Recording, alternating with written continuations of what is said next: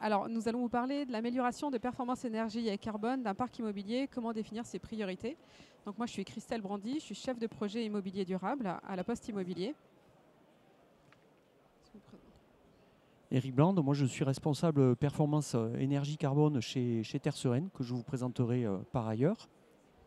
Bonjour, je suis Michel Rakoto-Anossi, je suis responsable produit pour Belimo, en charge de l'outil Retrofit Plus. Alors pour vous présenter rapidement la Poste Immobilier, on est la foncière du groupe La Poste. Juste en un coup d'œil, c'est 6 millions de mètres carrés, c'est à peu près 9000 immeubles répartis de façon plutôt hétérogène. On a des bâtiments de logistique qui sont les grands entrepôts de tri de courrier et de colis. On a des bâtiments tertiaires et des bureaux de poste. Et tous ces bâtiments-là, ça consomme en moyenne 800 gigawattheures par an. Ce qui correspond à peu près à 64 000 tonnes de CO2. Et donc notre objectif a été très tôt de maintenir cette foncière verte. Et donc on a des objectifs de performance énergétique qui sont assez ambitieux.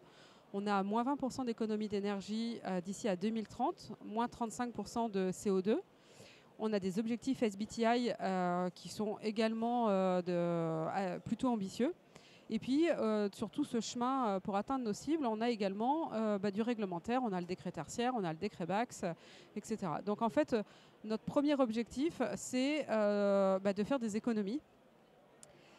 Et donc, pour cela, on a lancé un partenariat innovant et inédit, c'est le programme OGE, où l'idée, c'était d'accélérer notre transition énergétique. Ça veut dire que jusqu'à présent, on mettait du temps parce qu'en fait, sur nos 9000 bâtiments, l'idée, c'était d'atteindre nos objectifs d'économie d'énergie, de CO2, également notre trajectoire SBTI, comme le disait, mais tout ce qui est conserver et mettre à jour notre parc, avoir un parc aux normes, une valeur complètement préservée, et toujours affirmer notre rôle d'acteur leader.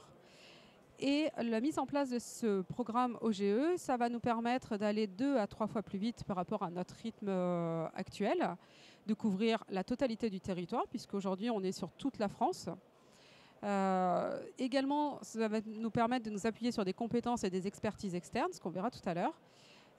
Et puis, surtout, réfléchir à l'innovation, parce que nos objectifs sont tellement ambitieux qu'on ne peut pas rester sur ce qu'on faisait jusqu'à présent. Donc en fait, on est parti sur plusieurs grandes étapes. D'abord, travailler sur la régulation. Donc ça va être la régulation d'abord des programmations horaires, la mise en place de GTB. Pourquoi? Très rapidement, parce qu'on a les objectifs réglementaires qui sont le décret BAX et le décret tertiaire.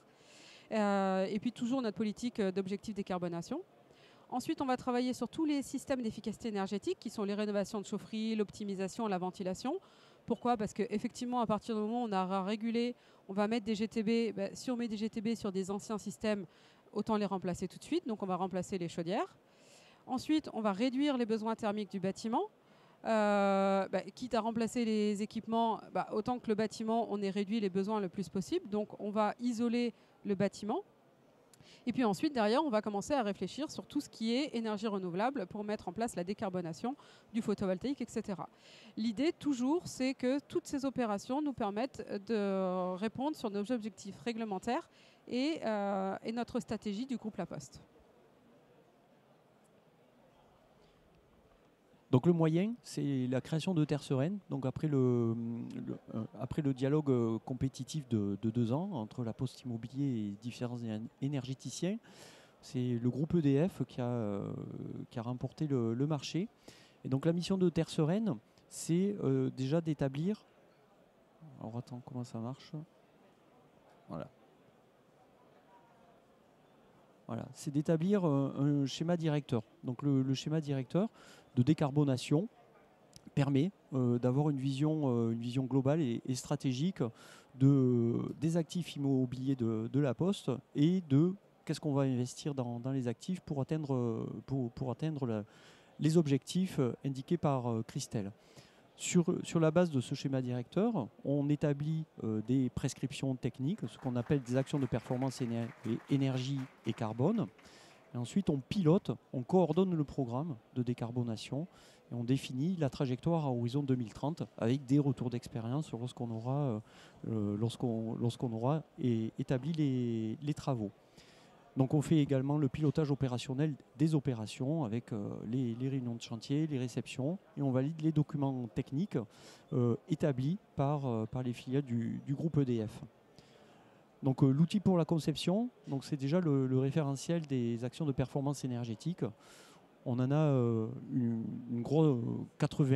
environ 80 APEC, qui traitent du bâtiment, de tous les lots fluides.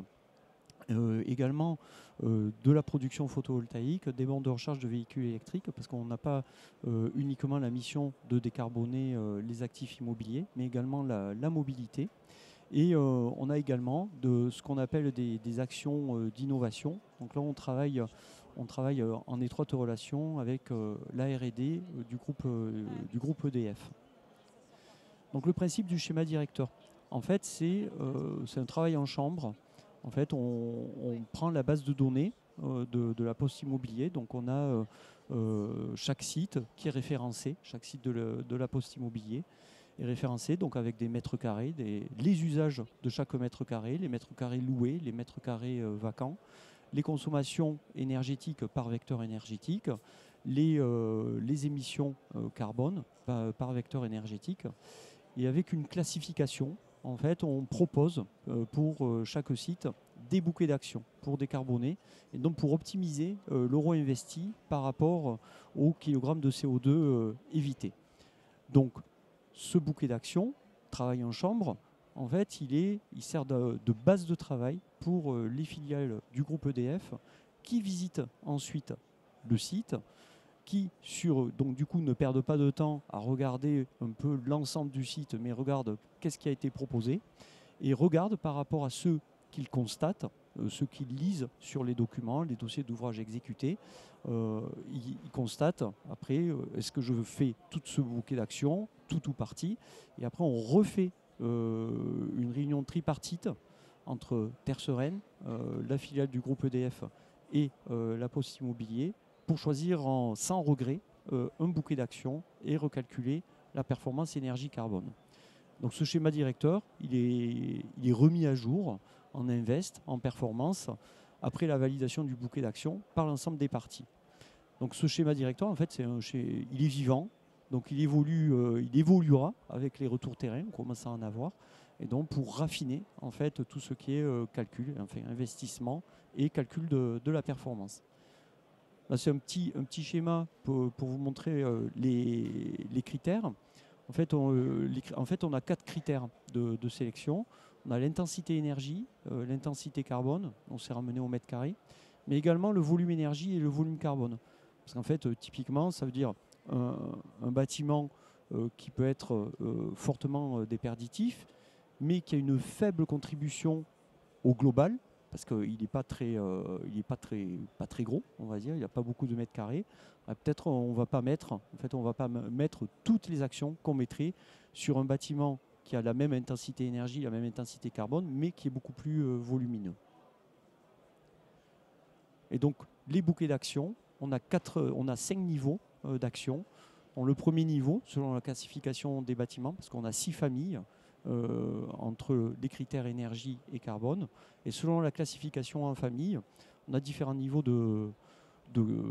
d'intervention. Donc le niveau 1, la GTB, le niveau 2, c'est-à-dire tout ce qui est l'eau fluide, le niveau 3, les lots fluides avec un petit peu de bâti, le niveau 4, là on est un peu plus musclé, on fait vraiment une véritable opération de réhabilitation, et le niveau 5, c'est le même niveau finalement que le niveau 4, mais en plus avec un changement d'usage demandé par la Poste Immobilier qui change en fait l'usage du bâtiment. Donc là, on va faire un zoom sur les actions de GTB et de rétrofit avec Michel. Merci Eric. Donc, dans un premier temps, avant de regarder l'outil qu'on va utiliser pour analyser la performance des GTB, on va faire un petit peu d'histoire. C'est l'avantage des gens un peu âgés. Au milieu du schéma, vous avez la couche automation, donc la couche de contrôleurs, qui regroupe des régulateurs qui sont un peu âgés quand on regarde les designs de ces régulateurs. Donc un régulateur qui est apparu dans les années 68, qui était le régulateur avec une courbe de chauffe en façade. Donc ce régulateur répond aujourd'hui à un niveau de GTB classe C, puisqu'il a une régulation en fonction de température extérieure. Il faut peut-être lui rajouter une gestion des données, mais les fonctions de base sont déjà réalisées. Celui du milieu, ce sont des régulateurs qui géraient les centrales de traitement d'air, avec déjà des variations de température sur les températures de soufflage. L'élément sur la droite était un système de GTB qui a été installé sur le ministère des Finances de Bercy en 86, qui était déjà une GTB quasiment de classe A, puisqu'il gérait du pièce par pièce, et il faisait la transmission de la demande des pièces vers la production d'énergie. Donc tout ça pour dire que les GTB, en fait, les fonctions de base de la GTB étaient déjà existantes depuis très très longtemps. Donc qu'est-ce qui s'est passé en fait ces dernières années? On a beaucoup travaillé sur la couche que vous voyez tout en haut, qui est la couche haute, la couche de management. Cette couche-là a beaucoup évolué avec l'évolution de l'informatique. Donc on a commencé à avoir des remontées d'informations, on a commencé à avoir des données, on a pu les mettre en forme parce qu'on a pu faire des graphiques de plus en plus beaux, mais finalement, on n'a pas beaucoup travaillé sur la performance réelle des installations. La couche du milieu, elle a évolué aussi avec l'informatique et avec l'électronique, et on a eu des régulateurs qui, au lieu de gérer une seule vanne de régulation, en géraient 2, 3, et puis transmettaient les informations à des vannes. Et puis vous avez la couche tout en bas, qui est la couche par laquelle les fluides circulent, donc l'air et l'eau. Il faut savoir qu'en fait 100% des fluides, que ce soit de l'eau chaude, de l'eau froide ou de l'air, passent à travers des vannes et des moteurs. Et cette couche-là, finalement, a peu évolué depuis les années 68-70. Qu'est-ce qu'il y a eu comme évolution ces dernières années? En 98, il y a eu les premières vannes étanches de régulation qui sont apparues sur le marché. Ça peut paraître bizarre qu'il ait fallu attendre les années 2000 quasiment pour avoir des vannes étanches, c'est-à-dire ce que vous avez sur votre robinet tous les jours ou quand vous fermez, vous n'avez plus de gouttes qui coulent. C'est ce qui se passe dans vos installations tous les jours. Vous avez des vannes qui ne sont pas étanches et donc qui laissent passer en permanence de l'eau chaude ou de l'eau froide. Et puis en 2000, dans les années 2003, les systèmes de GTB ont été performants. Donc on a commencé à moduler la demande d'énergie dans le bâtiment. Il faut savoir qu'à peu près 70% du temps, vous avez besoin de moins de 20% du débit d'eau dans votre bâtiment. Donc il a fallu gérer correctement l'équilibrage dynamique.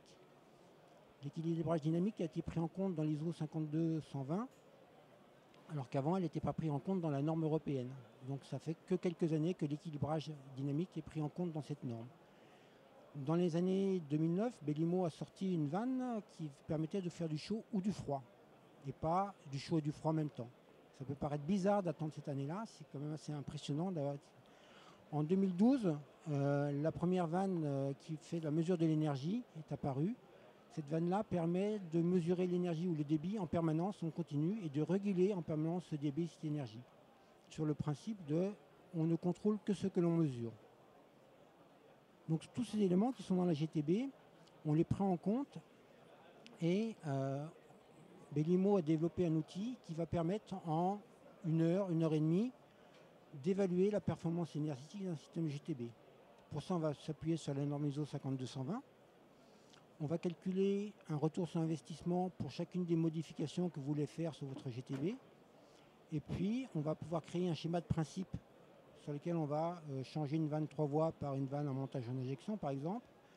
Et puis, on va générer des indicateurs financiers ou techniques pour pouvoir prioriser les éléments, parce que c'est ce que la Poste avait besoin, puisqu'elle gère un parc important.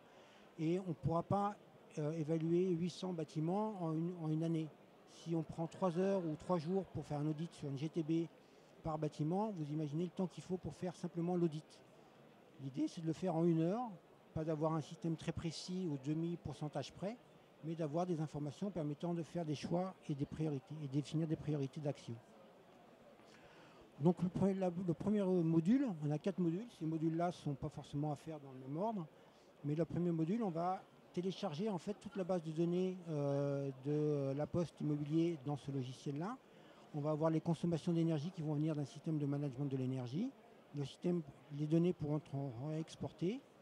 Une fois qu'on a rentré tous ces éléments-là, on va évaluer le système de GTB de chacun des bâtiments pour nourrir cette base.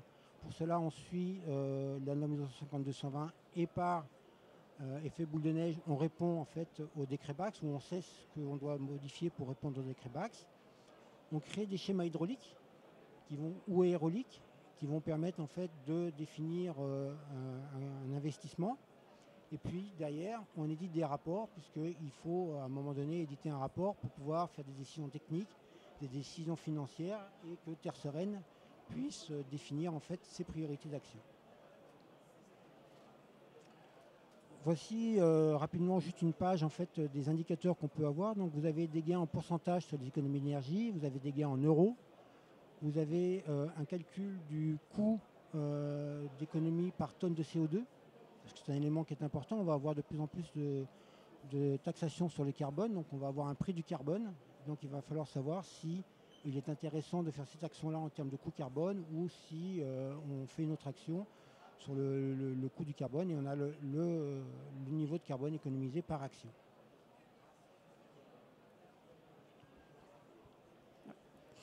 Et donc en conclusion, nous c'est vrai qu'on avait donc notre parc qui est très important.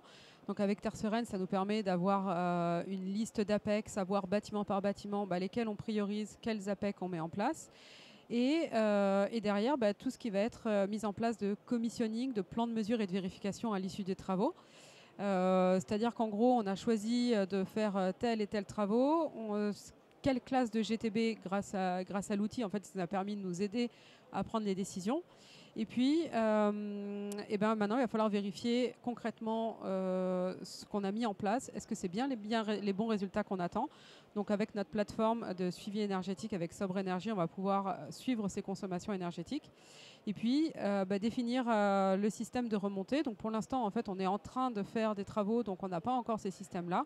Mais avec un Power BI, cet exemple-là, par exemple, là, on va pouvoir suivre les indicateurs clés pour suivre la performance énergétique de nos différents bâtiments, de notre parc, mais également cibler bâtiment par bâtiment. Donc, si vous avez des questions, n'hésitez pas. Et sinon, on se retrouve aussi sur le stand Belimo à Tech 6.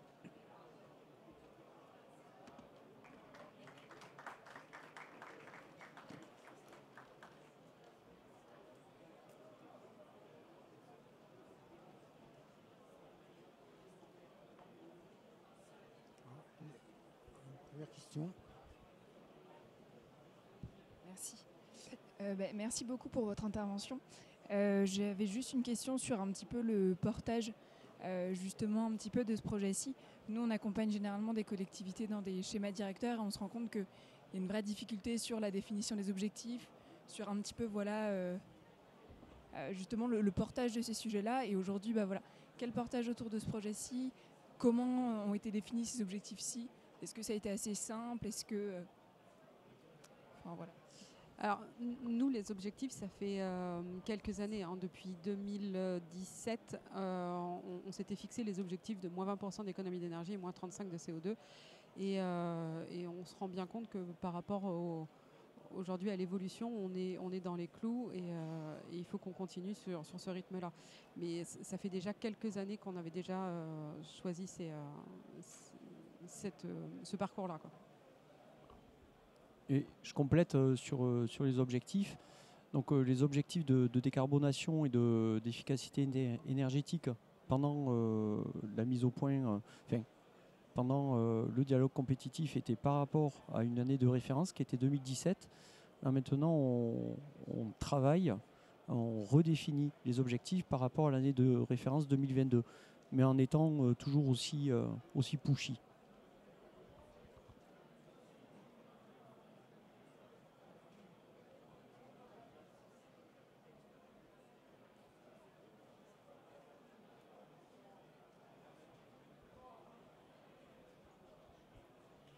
Merci beaucoup pour l'intervention. Peut-être juste une question du coup sur le lien avec l'état technique du bâtiment.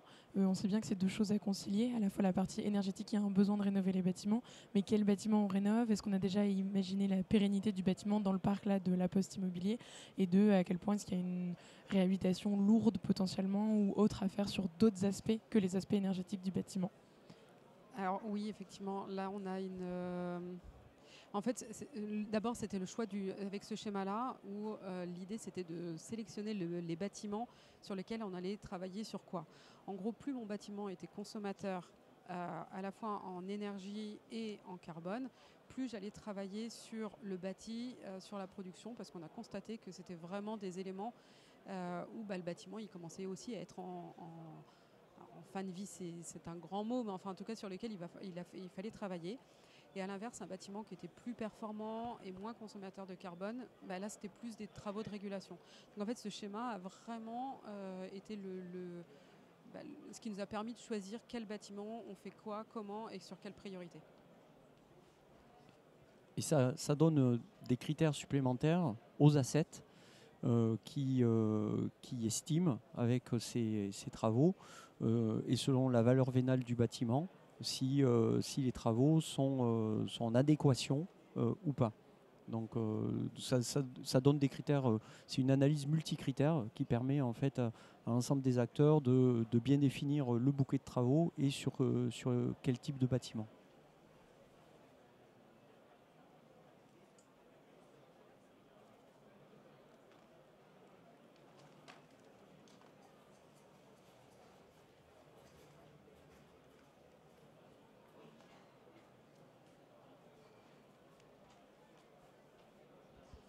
Bonjour, merci pour l'intervention.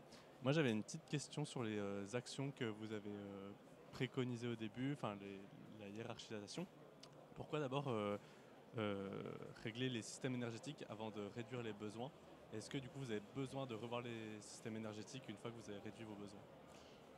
Alors en fait, l'ordre, effectivement, on apprend tous à l'école qu'il faut commencer par réduire les besoins et ensuite... pourquoi? C'est parce qu'en fait, on n'avait pas le choix. À un moment, on avait le décret BAX 2025 et 2027 et il a fallu qu'on prenne rapidement qu'on trouve rapidement des solutions pour les bâtiments qui étaient concernés sur 2025. Et donc c'est pour ça qu'on a commencé par la régulation. Mais au moment où on a dit on va travailler sur ce bâtiment-là, il devient prioritaire, on va remplacer la chaudière. Et si on remplace la chaudière, on isole et là, on réduit le besoin. Donc en clair, sur certains bâtiments, de toute façon, on n'avait pas le choix de travailler dès le début sur la réduction du besoin et prendre le taureau par les cornes et avancer sur ce qu'on connaît déjà tous. On réduit, ensuite on met des équipements correctement dimensionnés et ensuite on régule. Voilà. Mais c'est vrai que ça a souvent été des bouquets de travaux assez généralistes. Ouais. Et pour compléter, on a un volume d'investissement qui est tel en fait, qu'on ne pouvait pas systématiquement réduire, faire de la récupération d'énergie, décarboner et après faire de la production d'énergie renouvelable. Il aurait fallu qu'on investisse 2 fois plus. Et donc du coup, il a fallu qu'on ordonnance en fait, les bouquets de travaux par site, par bâtiment, d'où l'intérêt du schéma directeur. C'est un bel exercice.